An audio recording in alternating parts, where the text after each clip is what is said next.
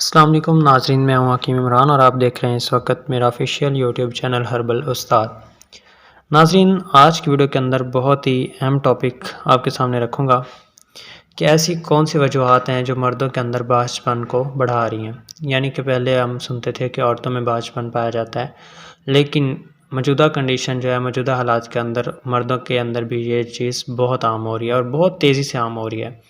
ناظرین، آج کی ویڈیو کا مقصد یہی ہے کہ آپ کو اس چیز سے آگاہ کروں گا کہ ایسی کون سی چیزیں ہیں، ایسی کون سی وجوہات ہیں، ایسی کون سی غلطیاں ہیں یا ایسی کون سی بیماریاں ہیں جن کی وجہ سے یہ مرض عام ہو رہی ہے، ان میں سے شاید آپ بھی کسی ایک کا شکار ہوں۔ تو ناظرین، آج کی ویڈیو بہت ہی خاص ہونے والی ہے۔ آگے بڑھنے سے پہلے آپ سے گزارش کروں گا کہ جو میرے چینل پر نئے آئے ہیں وہ میرے چینل کو سبسکرائب لازمی کر لیں تاکہ مزید آنے والی انفارمیٹیو ویڈیوز آپ تک پہنچ سکیں اور بیل آئیکن کا بٹن دبا دیں۔ ناظرین، ایسی کون سی وجوہات ہیں، ایسی کون سی بیماریاں ہیں جو مردوں کے اندر بانجھ پن کو بہت زیادہ گرو کر رہی ہیں، بہت زیادہ جو ہے تیزی سے پھیلا رہی ہیں؟ تو بانجھ پن ہوتا کیا ہے؟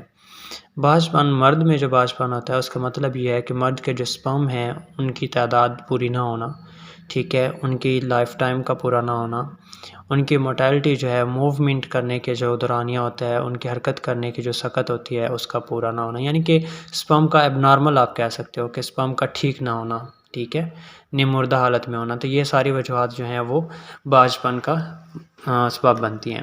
تو اب چلتے ہیں کہ اس کی بیماریاں ایسی کون سی ہیں جو مرد کو جو ہے بانجھ پن کی طرف لے جاتی ہیں۔ ان میں سب سے ٹاپ پہ آتا ہے شوگر۔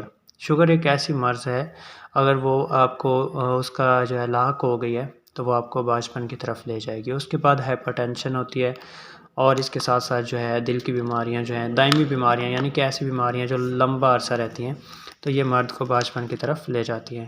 اس کے علاوہ رہ جاتا ہے نشہ اور ادویات، یعنی کہ اگر آپ کسی چیز کی ایڈکشن کرتے ہیں تو یہ بھی آپ کو مرد کو بانجھ پن کی طرف لے جاتی ہے۔